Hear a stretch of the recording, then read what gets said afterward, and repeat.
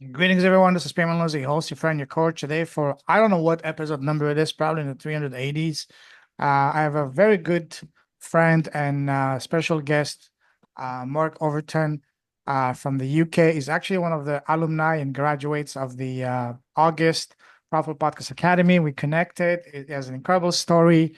And wow, he's been making tremendous progress. I love seeing him soaring and he's only starting, he's just on the cusp of breaking through. I can see him. Look at his background. He became a very tech savvy guy. I don't even know how you put your all your logos and all that in a way that matches with the background. So amazing. You might want to bring you to teach that for my students and myself. So Yeah, why not?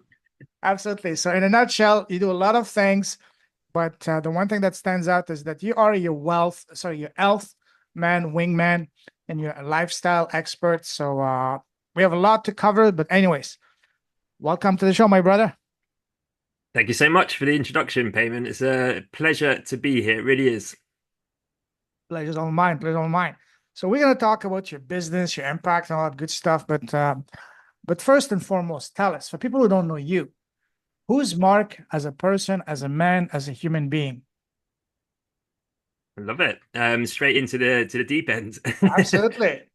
So I think firstly I'd like to start with the fact that I'm a father, because I think once you become a Mhm. father, you have this kind of different force behind you, that's you really can't sort of get your head round until you have these little beings that come into your life, right? So just before, just for your listeners, before I used to be one of my core values is freedom, always has been, and that what that meant to me when I in my younger days, I'm 40 years old now, was the sort of desire and the push, almost like a cosmic push, really, to just travel the world and to experience other cultures and live in environments where there's other free-spirited people, and from different walks of life, and all of the fun and excitement that provided, and the character building and the sort of rounded perspective on our planet and the people that are on it, rather than just sort of being a homeboy that sort of settles just to live your whole life in one little kind of box environment, right?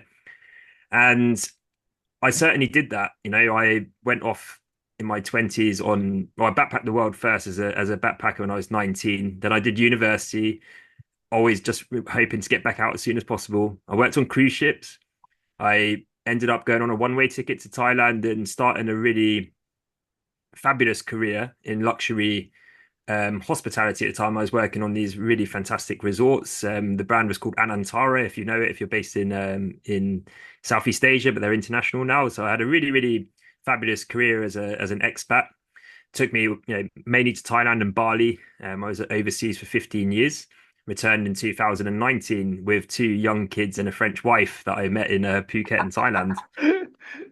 But yeah, Wow. the point of me saying all of that is that you can see that I had the way that I lived my life pre-kids was very different. I lived month to month in the sense that I was just enjoying life, living present on every day that showed up.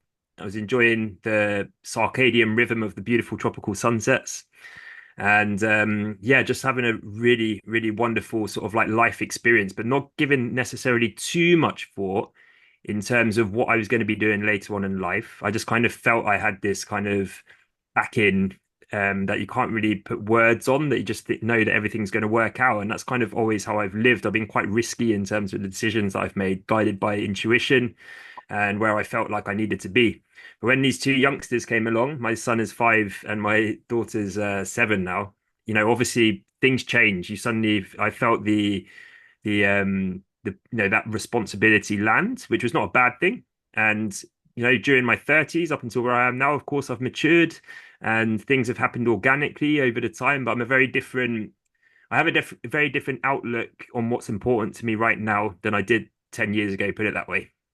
Oh wow, beautiful! What a journey! What a journey! We can do an entire episode on all of these chapters, but we may do it another time. First of all, what I like to do with my guests, I like to ask them a series of rapid fire questions to further get them to know them. Ready? Absolutely, let's go for it. All right. What makes you happy? I think I just covered it. Freedom. But the point being is that freedom can evolve into many different versions, I guess. So as I said before, that used to be traveling, experiencing the Mhm. world. Now it means giving me and my family freedom in terms of what we can do, Mm, choices that we make, but also importantly, this entrepreneurial journey that I'm now on, that is the ultimate freedom. beautiful. Love that. What makes you smile? Being around friends and loved ones, as simple as that. Abs- I'd love to laugh. I love to be able to let go and disconnect properly sometimes. But again, just living in that present moment in good company. mhm. I love stand-up comedy. I'm not going to lie. So if I'm not feeling in a great mood, a bit grumpy, then a bit of stand-up comedy will do the trick. Yeah, absolutely. Now let's take the happiness factor a couple of notches higher. What makes your heart sing? What sets your soul on fire? Helping others Mm, achieve health and a state of optimal living, meaning there's so many layers to that, of course. But I think if I was going straight to the chase, it would be helping people align to their true calling hmm in life and having the health to really follow that through. So they have a health span to look forward to. I'll cover this maybe in some later questions when we talk about the kind of health and fitness and lifestyle approach that I help clients with. But I think that longevity is a word that's bounded around a mm, lot and not so much health span, meaning that, if you're 70 years old, would you like to be mobile in a body that does the things you want to do? Or would you want to be already on a steep decline, right? And that's the difference between health span and longevity.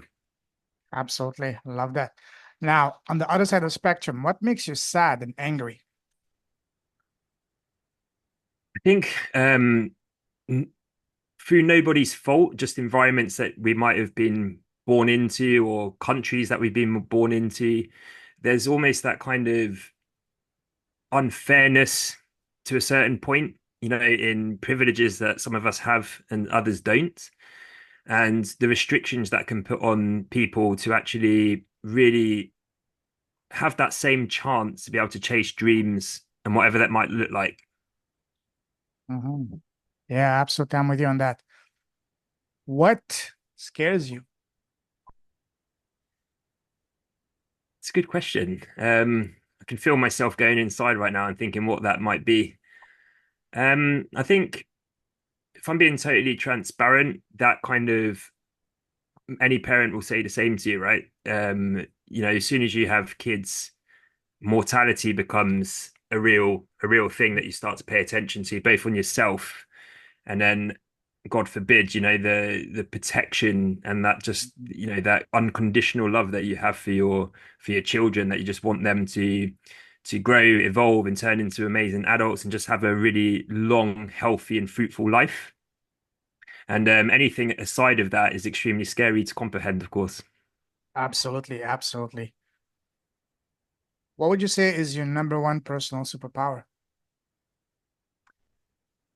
My positivity, Mm, I would okay. say, I've there's no doubts about it. I've always been positive. It's one of my strongest traits, and that serves me individually in terms of the way that I live my life and the decisions that I've made and the way that I frame certain situations. So even when I've gone through really, really tough challenges, which I'm happy to share, I've been particularly in the last 5 years, actually, since we left Asia, because of Mhm. some things that were a little bit out of our control. For example, Brexit was a big one because at the time my wife and I weren't married, and she's obviously French. I'm a British passport holder, and that, from an admin point of view, that was a real headache and served up many challenges for us to overcome. And then that went straight into COVID and things like that. So even and then doing the what I'm doing now and trying to really start a high ambitious business has taken a certain amount of risk taking. And I wouldn't have been able to do that if it wasn't for my positive thinking. But then that's me when it comes to people that come into my world or into my energy field, then I feel it enables me to hopefully inspire people, but also just to uplift people, even if it's just by a simple smile sometimes. Love that. Love that. Speaking of smile, when was the last time you had one of those hearty laughs that makes your cheeks hurt, you're crying and rolling on the floor because you're laughing too hard? Love it. Yeah, definitely. That would have been last weekend when my son was just being doing something really silly, basically, just like dancing around on the lounge floor, having a mad 5 minutes, but just absolutely made turn me into hysterics. Yeah. I can only imagine. Yeah. Wow. Cool. What is one thing that you used to value that you don't value anymore? Yeah, that's a really good question too. The lust I used to have towards being a socialite and what that meant to me. So in my 20s, when I was living that kind of tropical expatriate lifestyle, I was a I was always into fitness, which I'm going to go on to explain. And I've always been not a fitness junkie. I don't mean like a bodybuilder in the gym that it becomes a complete overhaul of lifestyle. I just mean that I always worked hard to keep myself fit, mainly being transparent so I could look good in t-shirts, so I Mm, could then have the confidence that I wanted to have when I was in beach clubs in the evening or whatever I was doing, right? And it was all very superficial stuff. So that transition that I've had now to where I am now as a 40-year-old, and as I said, that happened organically through my 30s after my children came along, and I just slowed down on a lifestyle that I used to have. I realized that, like I said, that's all totally unnecessary. And my priorities, I like to keep myself fit, healthy for myself, so I can move my body well, for my mentality, for my mental wellness, for my children to show an example. And of course, I still want to look good and have body confidence, but not in the same way that I used to want to, wear t-shirts with my guns out type way, if that makes sense. absolutely. Absolutely. I can relate to that in a bit. Yes. Now, on the other side of the spectrum, what is one thing that you did not value before that you're now valuing more and more? Future security. Mm, As I sort of mentioned before, I used to live kind of month to month or even day to day in a certain way with this kind of belief that I was just going to be okay and I was always going to be looked after, where I still sort of live in that way, but to the point where I realize you can't just hope that that's going to happen. There needs to be an element of manifestation. And on top of that manifestation, there needs to be some action taken. So it's one thing, visualizing something and saying, "Oh, that's my dream," but then it's another thing actually taking action on that dream. mm, absolutely. What would you say are your three non-negotiable core values? Freedom, absolutely. I think integrity, Mm, absolutely as well, is a really important one for me. And I'm not sure if this you can actually say this is as a core value, but being heart-centered, mm, being authentic with every word that comes out of your mouth, really. I mean, empathy, I guess, is what I'm trying to say as well. Like empathy would be a huge one. Always trying to, it's not always easy, and it requires regular centering of yourself, but to really kind of look at everybody else as a brother and sister and the children of some parents or the parents of some children, and just try to look at our environment in that way and the people that we surround ourselves in the environment and just not be so judgmental. absolutely, absolutely. Let's move forward. I get a feeling that you kind of like traveling. Am I right or right? No, yeah, you're right. You're absolutely right. Definitely. I know, I'm just joking. We can do the entire episode on traveling alone, but I'd like to take you down a different type of travel, down memory line. Go back to when you were growing up as a young boy. You know, when we were kids, people around us, family, relatives, teachers, neighbors, friends, always ask us, "Hey, Mark, what do you want to become when you grow up?" What was your answer to that as a little boy? What did I want to become when I grew up when I was Yes. a little boy? Yes. I wanted to be a zookeeper. Oh, Um, wow. well, not necessarily a zookeeper, actually. I think just work with wildlife. I remember once my mother subscribed me to a membership of the WWF, with the picture of it's a picture of the panda, right? Was it panda or a gorilla? I don't know. I think their logo was, I think it was a panda. But Yes. anyway, I was really proud to have that. And I remember when I was, like I said, I'm 40, so it's quite an old movie now. But there was a movie called Gorillas of the Mist. Mm, I don't know if you remember that one. It had no. Sigourney Weaver in. And Okay. it's a real true story about this amazing lady that just went off to kind of like almost became part of the a silverback gorilla tribe almost. And it was an amazing film, but it was really sad in the end. Basically, I think she ended up getting murdered by some local poachers because of the movement she was trying to create to protect the gorillas.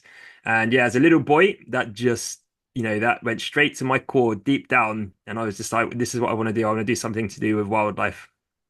Beautiful, beautiful, beautiful. Growing up, what was your relationship with school? Did you love school or did you hate it?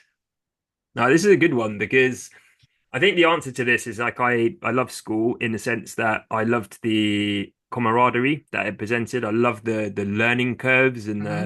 the excitement that came with, just moving through the different years and the excitement that went starting the new years and that kind of feeling of growing up and now mature. And I was always told that I was one of those typical 12, 13-year olds that was actually going on 2021. I always had that kind of like, you know what I mean? Like I was just always like thought that I was older than I actually was. Mm, Um, but I love school. I was a sports in high school, secondary school. I was a sports captain. mm. I was very sporty back in the days. Obviously, that aligns to what I do now in terms of the health and fitness side of things. And yeah, I loved it. I loved it. But this is where the interesting bit is that my father was the principal headmaster of the secondary school I went to. Oh, wow. Can only Yeah, imagine. yeah, tell me about it. It was it was a very interesting way to go through that period of your life, quite crucial years as a teenager, right? From 11 in England, this is 11 to 16 years old. Yeah, and he was the headmaster. So it worked in my favor, though, I have to admit. I was lucky in the sense that, I was a little bit, like, as I said earlier, I had a bit of swagger about me. I was a little bit kind of cocky when I was that age. I have to admit. And because I was kind of sporty and on the sports teams, I used it in my favor. Right. I think if it could have been very, very tricky otherwise, right? But yeah, there you go. So an interesting childhood on that one.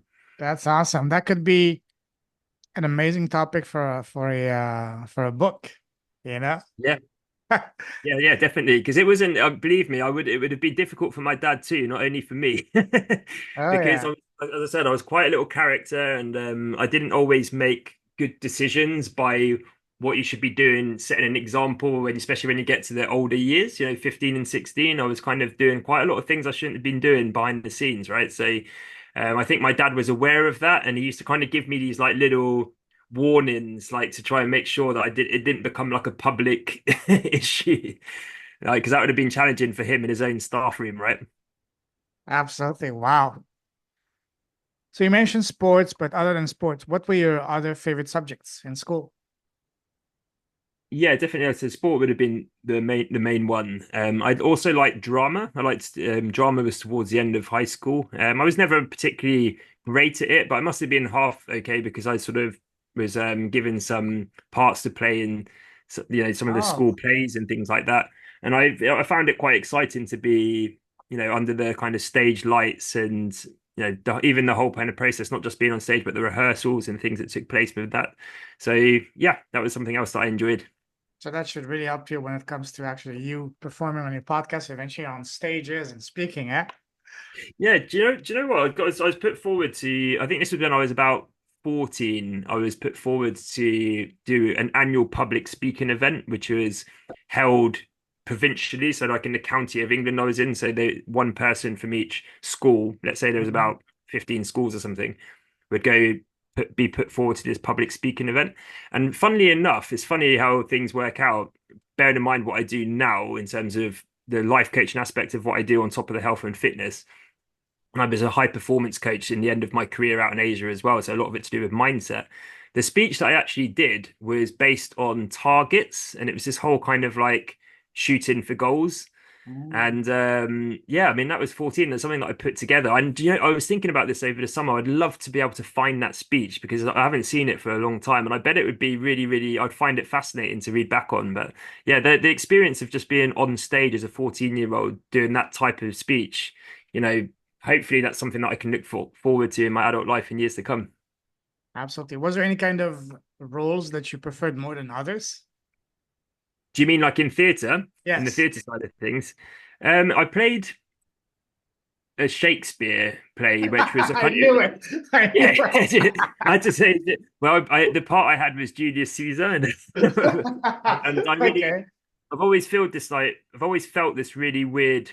Um, it's almost like a kind of, it's like, have you ever walked into a building and you just feel like you've been there before? Yes. Slightly different than deja vu. I'm talking about like almost like kind of past life feeling where you just feel like, this is like far Mhm. too familiar for. I always feel like that when I'm around anything Roman. So Mm. at the Oh, moment, wow. I live in a town called St Albans, which is very historic for its Roman past. And there's lots of Roman. They've got a Roman amphitheater, which is not amphitheater, sorry, but theatre, which is still there.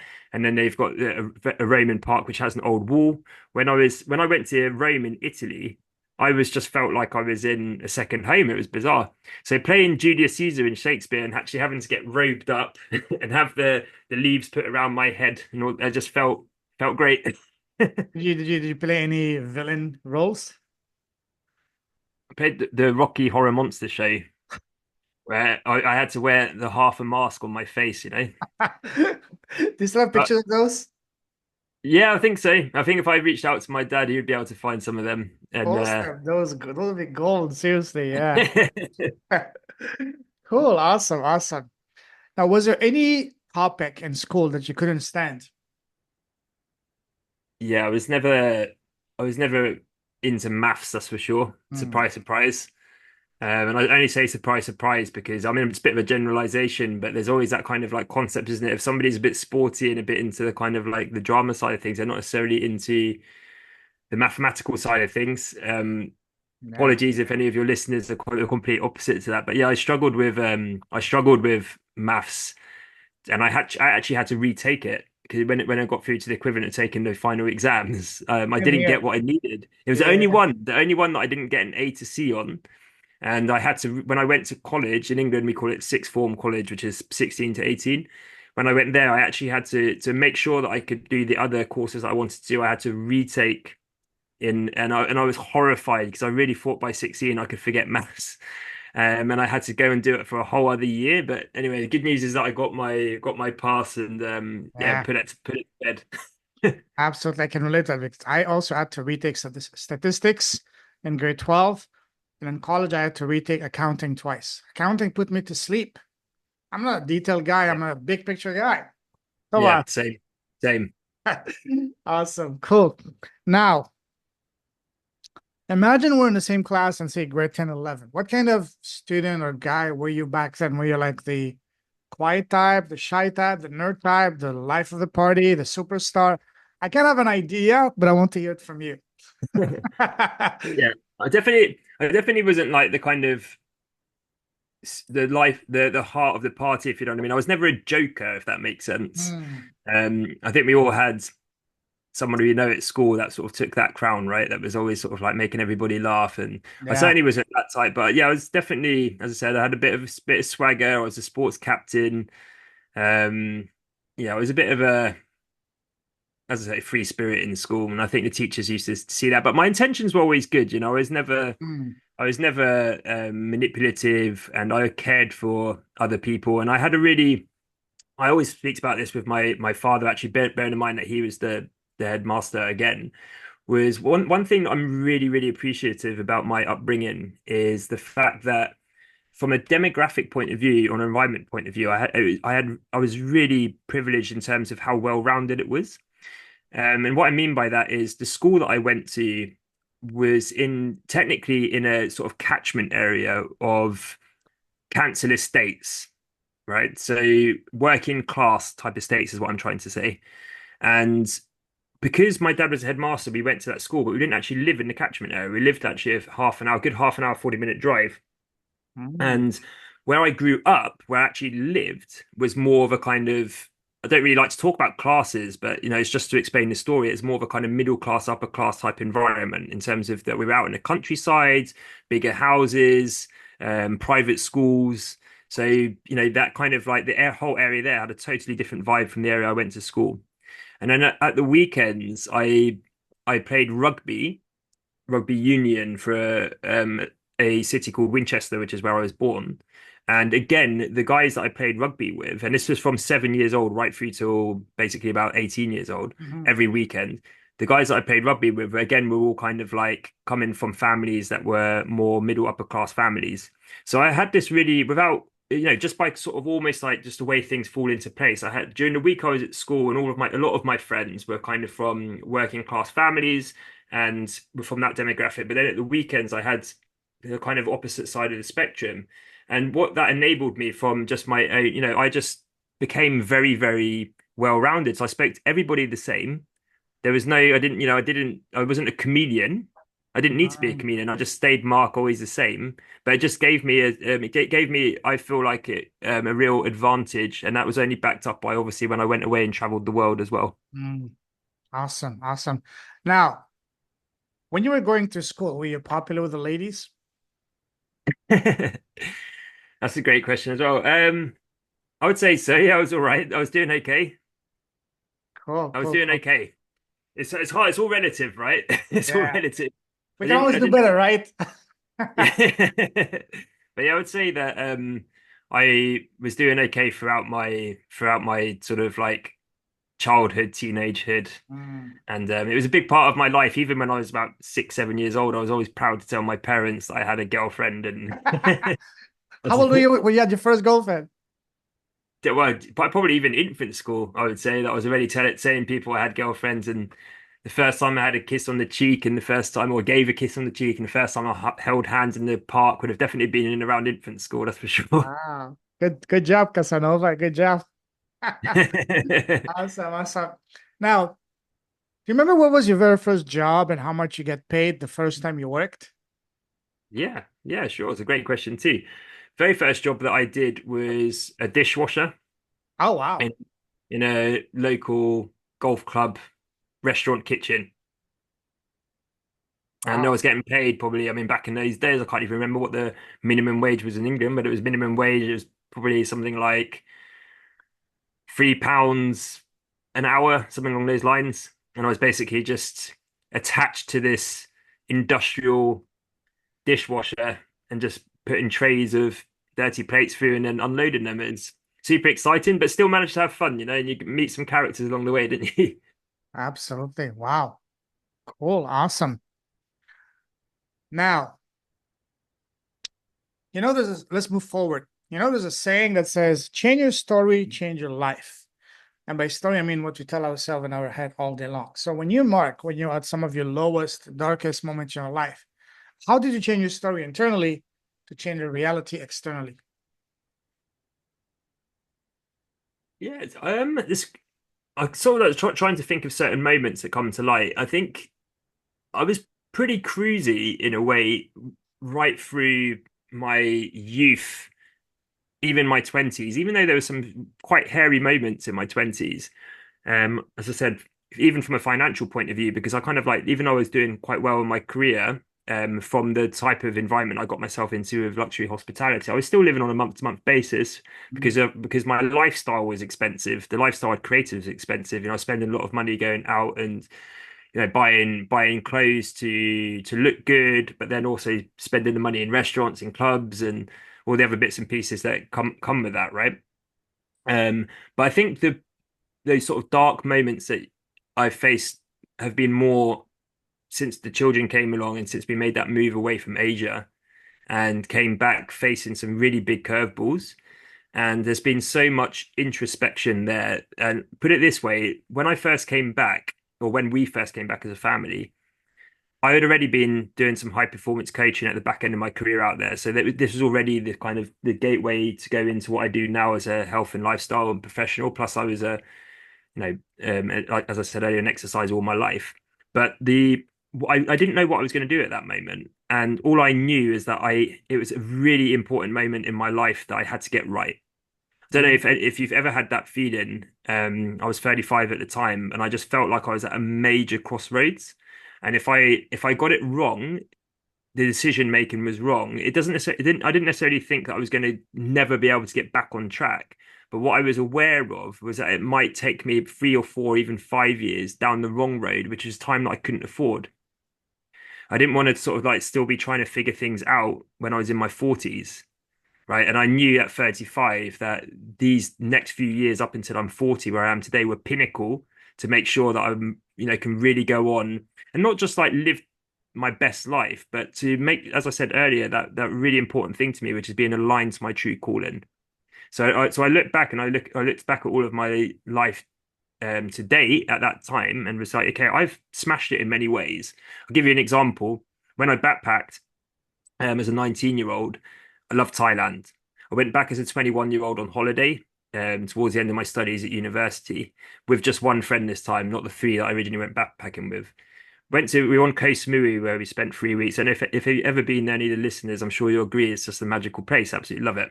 Hmm. And as we left the island, I said to my friend, I was sad. I was very, very sad. I didn't want to leave. If I had more money in my bank account, I wouldn't have left. I just wouldn't have left. I wouldn't have returned to England. But I had to because I had no choice at the time. And I said to my mate, I'm going to live on this island one day soon. I'm going to make it happen. I'm going to come back and work on this island. Right. And that was when I was 21. Fast forward to when I'm 34. I'm living and working on Koh Samui, and my son's born there. Right. Yes, it took 13 years to get there, but I had already forgotten about that kind of, that request I put to the universe, if you like. But it's just the power of that manifestation, right? And when you start taking action, and the action for me was that one-way ticket to Thailand as a 25-year-old, but then it materialized, it came right back full circle to me actually ending up in Koh Samui. So I realized how important it was to sort of get these things right. But when I was in terms of your mindset, your visualizations, then taking action. But I realized at that time at 35 that a lot of that kind of lust to travel, like I said earlier, had changed. And now it was about me really finding not just about the freedom and the lifestyle, and that was about finding how I'm going to serve humanity, what lights me up to make sure that I really do reach my full potential is what I'm trying to say in terms of how I can both live my life and serve as well.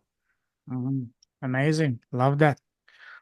I did something similar. I went to China back in 2012, Hong Kong, after being laid off. And then I couldn't believe it. I wanted to come back. I had an opportunity to work right in there as an English teacher, but I didn't want to be an English teacher. I said, I want to come back with something bigger, better.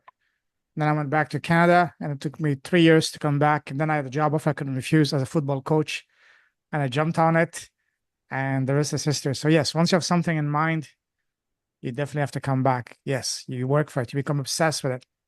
Yeah. One question that I want to ask you is, how did you meet your wife?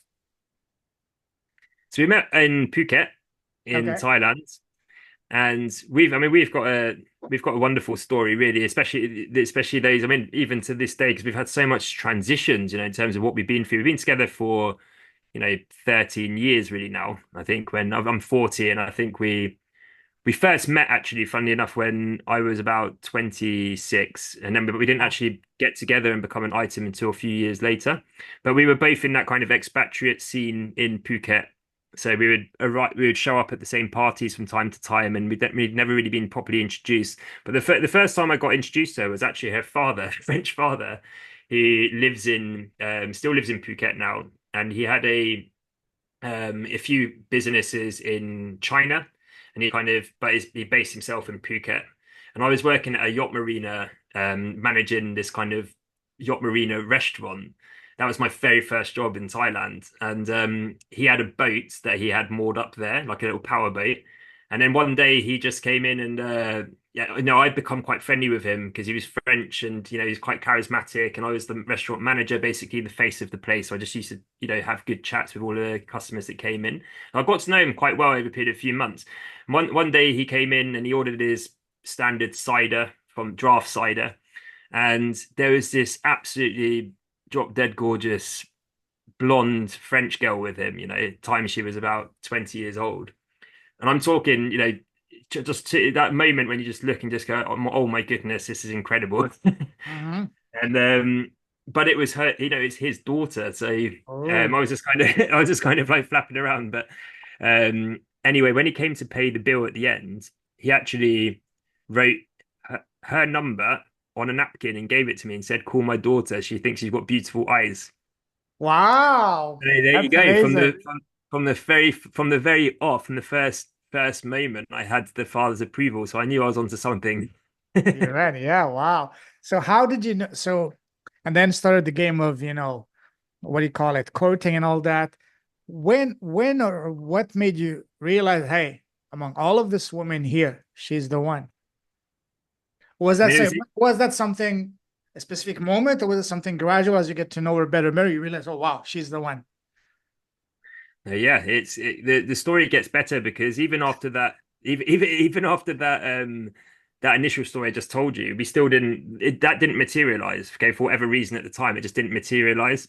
Sure. And I think it didn't follow up properly or whatever it was. I don't at the time I'd been in Phuket for about 6 months. Like I said, it was my first job. Anyway, fast forward about 2 years, and by this point, I'm a bedded in expat. I know the scene. I know the island like the back of my hand. I've been living there for 2.5 years. I'm just a proper local by this point, not somebody that's just arrived, right, trying to find their feet. And I went to this annually. They used to do this party called the White Party, which was funny enough held at the yacht marina that I worked at. And I remember just speaking with one of my regular expat friends, and we were chatting away. We had a cocktail in hand, and this blonde lady appeared, and with somebody else, and then we started talking. I was just like, it was literally like, okay, within seconds, I knew that this was the one. Within seconds. Love at first sight. Um, yeah, literally. And the thing was at the time, neither of us, the electricity was insane. Like the electricity between the two of us was just absolutely mental. It's just like, whoa, I've never really sort of felt like that before. But neither of us could remember that we'd been introduced by her father a couple of years earlier. We couldn't place it. We couldn't place it Ah, right. But what we were saying is like, oh, we know we've seen each other before. So we both kind of just couldn't figure it out. And then later on, we ended up at the same after party, and the conversation continued, and and then suddenly we both had that moment, that aha moment. That's where it was, and we both suddenly it was almost just like meant to be, right? This sort of coming together. mm, And then a few sort of weeks and months after that, that's when the process. It was actually a bit complicated because um we were both sort of coming out of relationships, if that makes sense, on the other side of it. So there was a few sort of like logistics to put together and how it worked. But in yeah. the end, that's what made us leave. Not made us, but that's one of the reasons we chose to leave Phuket and try a different adventure, was because we had both been living there for a number of years, because we stayed there for a little bit longer. But in the end, we thought, because we know so many people locally, maybe we should go and start a new thing. Now we've become an item, and that's when we moved on. And we actually ended up doing a random 6 months in New Zealand, living in Auckland, Wow. which was a real fun experience. And then we ended up going to Bali, where we ended up being almost for 3 years, then back to Thailand again. So yeah, we had a bit of an adventure since then. But that's how it all started. That's amazing. That's amazing. Wow. You guys definitely need to, hey, I would love to have both of you on the podcast, to get Yeah. to get the full story. That would be a fun one. Wow. Cool. Would be. Awesome. Yeah.